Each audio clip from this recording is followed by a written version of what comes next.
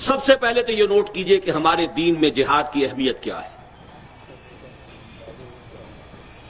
بالخصوص آج کے موضوع کے اعتبار سے۔ اگر دین کا غلبہ چاہتے ہو تو جہاد کرو، ثابت ہو گیا۔ نہیں کرتے ہو تو جہنم سے چھٹکارا پانے کا خیال بھی تمہاری خام خیالی ہے۔ سوال کیا ہے؟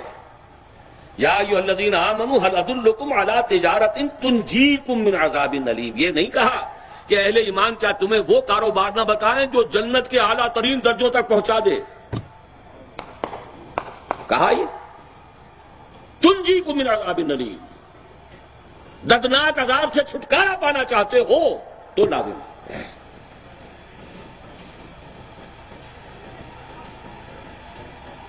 اسی طریقے سے جیسے میں نے سورہ توبہ کی آیتیں آپ کو کل سنائی تھیں، ہم مضمون یریدون ان یطفئوا نور اللہ بافواہہم ویأبی اللہ الا ان یتم نورہ ولو کرہ الکافرون هو الذی ارسل رسولہ بالہدی ودین الحق لیظہرہ علی الدین کلہ ولو کرہ المشرکون۔ اس سے چند آیتیں پہلے کی ایک عظیم آیت نوٹ کر لیجئے۔ یہاں جہاد کا مثبت حکم اور وہاں جہاد سے اعراض کی سزا۔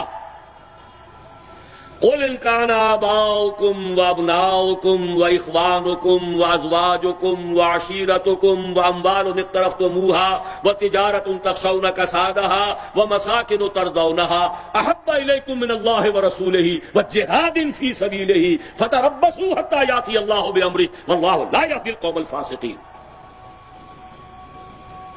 ابھی آپ نظم سن چکے ہیں نا، یہ مال و دولت دنیا، یہ رشتہ و پیوند، بتان وہم گما لا الہ الا اللہ۔ مال و دولت دنیا اور رشتہ و پیوند۔ اے نبی ان سے کہہ دیجئے اگر تمہیں اپنے باپ اور اپنے بیٹے اور اپنے بھائی اور اپنی بیویاں یا بیویوں کے لیے شوہر اور اپنے رشتہ دار اور وہ مال جو تم نے بڑی محنت سے جمع کیے ہیں اور وہ تجارت جس کی کساد کا، مندے کا تمہیں اندیشہ رہتا ہے، اور وہ بلڈنگیں جو تمہیں بڑی پسند ہیں، بڑے چاؤ سے بنائی ہیں، اگر یہ 8 چیزیں محبوب تر ہیں اللہ سے اور اس کے رسول سے اور اس کی راہ میں جہاد کرنے سے، جاؤ دفع ہو جاؤ۔ فتربصوا، جاؤ انتظار کرو، بیٹھو حتی یاتی اللہ بامرہ، یہاں تک کہ اللہ اپنا فیصلہ سنا دے۔ واللہ لا یہدی القوم الفاسقین، اللہ ایسے ناہنجاروں کو ہدایت نہیں دیتا۔ کسی اور دلیل کی ضرورت ہے؟ جہاد کا لزوم، لیکن اس جہاد کو ہم نے وہ بدنام کیا ہے، وہ بدنام کیا ہے، وہ بدنام کیا ہے، قرآن کی اور ہمارے دین کی مقدس ترین اصطلاح کو جس طرح رسوا کیا ہے۔ اور اس میں صرف دشمنوں ہی کی کارگزاری نہیں ہے، ہماری اپنی غلطیوں کو دخل۔ 3 غلطیاں نوٹ کر لیجئے جہاد کے بارے میں۔ جہاد کے معنی جنگ، حالانکہ اسی قرآن میں قتال کی اصطلاح بھی موجود ہے، اسی سورہ صف میں موجود ہے، ان اللہ یحب الذین یقاتلون فی سبیلہ صفا کانہم بنیان مرصوص۔ ایک ہی کتاب کی 2 بنیادی اصطلاحات کیا بالکل مترادف ہے؟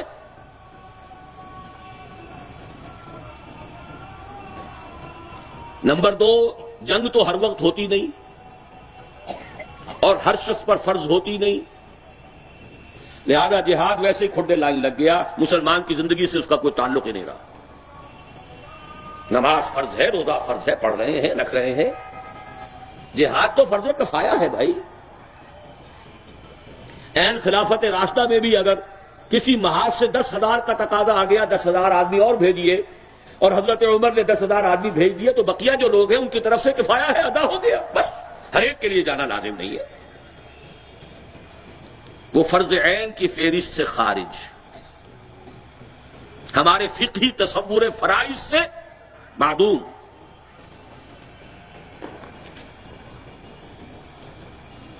نمبر 3 سب سے زیادہ، last but not the least, مسلمان جب جنگ کرے جہاد فی سبیل اللہ ہے، چاہے بدماش ہو، فاسق ہو، فاجر ہو، اللہ کا باغی ہو، صرف زیادہ بڑے محل بنانے کے لیے وہ جنگ کر رہا ہو، اپنی حکومت کو وسعت دینے کے لیے جنگ کر رہا ہو، وہ جہاد فی سبیل اللہ ہو رہا ہے،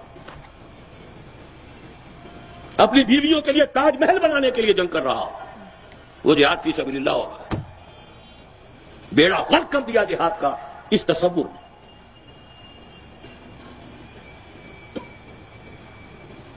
اپنی حکومتوں کی توسیع کرو، اپنی رعیت جو ہے زیادہ ہو، زیادہ لگان آئے، زیادہ جو ہے وہ آپ کے لیے ریونیوز ہو، زیادہ بڑے محل بنے، زیادہ بڑے ٹھاٹ باٹ جمے. اور چونکہ آپ مسلمان ہیں لہذا یہ جہاد فی سبیل اللہ ہے.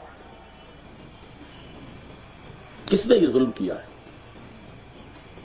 دوسروں کو کیا دوش دے رہے ہیں؟ کسی اور سے کیا شکوہ ہے کہ باما ہرچے کرد آشنا کرد.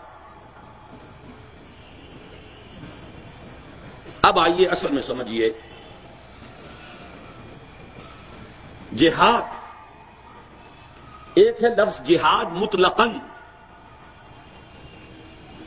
جہد سے جہاد یا مجاہدہ باب مفاعلہ. جہد کے معنی کوشش اور مجاہدہ اور جہاد کے معنی کسی مخالفت کے علی الرغم کوشش. قتل سے مقاتلہ یا قتال، جہد سے مجاہدہ یا جہاد.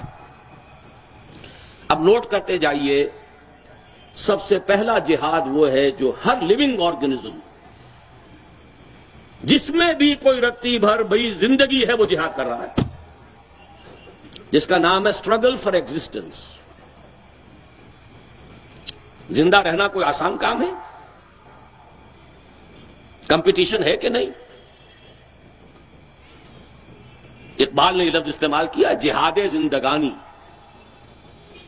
یقین محکم عمل پہ ہم محبت فاتح عالم، جہاد زندگانی میں ہے یہ مردوں کی شمشیریں. یہ تو کافر بھی کر رہا ہے، مسلمان بھی کر رہا ہے، چیوٹی بھی کر رہی ہے، مکھی بھی کر رہی ہے، ہر شے جہاد میں ہے. پھر ایک جہاد ہے دفاع کا جہاد، اپنی جان مال عزت آبرو کی حفاظت کے لیے جہاد.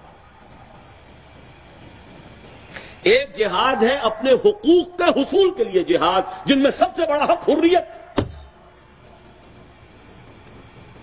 یہ جہاد سب کرتے ہیں کہ نہیں کرتے؟ ہندوؤں نے جہاد نہیں کیا تھا؟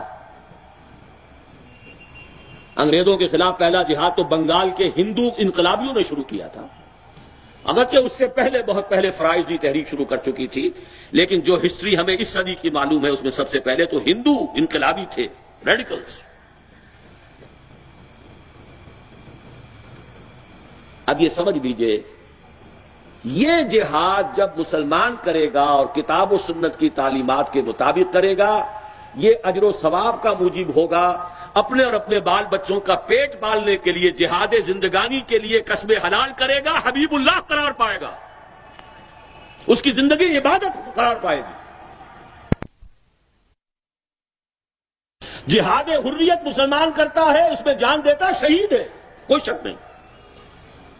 لیکن اسے جہاد فی سبیل اللہ سے کنفیوز نہ کیجیے. ہر چیز کو اپنی جگہ پر رکھیے. وضع الشیء فی غیر محلہ، یہ سب سے بڑا ظلم ہے. حضور نے فرمایا من قتل دون مالہ فہو شہید، جو مسلمان اپنے مال کی حفاظت کرتے ہوئے مارا گیا وہ بھی شہید ہے. ٹھیک ہے، شہید ہے، لیکن یہ جہاد فی سبیل اللہ والی بات نہیں ہے. دفاع ہے اپنے مال کا، اپنی جان کا، اپنی حریت کا، اپنی آزادی کا، اپنے حقوق کا. جائز جنگ ہے، کرو. یہ تو ہوا مطلقاً جہاد. اب ایک لفظ آتا ہے جہاد فی سبیل، یہ ہے نظریاتی جہاد. آپ کا ایک نظریہ ہے، آپ اسے حق سمجھتے ہیں، اسے پھیلانا چاہتے ہیں، جان و مال کھپائیں گے اس میں. یہ جہاد ہو رہا ہے اس نظریے کے لیے. آپ ایک نظام کو حق سمجھتے ہیں، اس کو قائم کرنے کی جد و جہد میں جانے دے رہے ہیں، مال خرچ کر رہے ہیں، محنت کر رہے ہیں، راتوں کو جاگ رہے ہیں، دن میں مشقت کر رہے ہیں. جہاد ہے. لیکن اب اس میں نظریے اور نظام کا فرق ہو جائے گا. ابو جہل بھی مجاہد تھا کہ نہیں؟ مجاہد بھی تھا، مقاتل بھی تھا، لیکن فی سبیل الشرک، فی سبیل الطاغوت. مسلمان نوجوانوں کے والدین بھی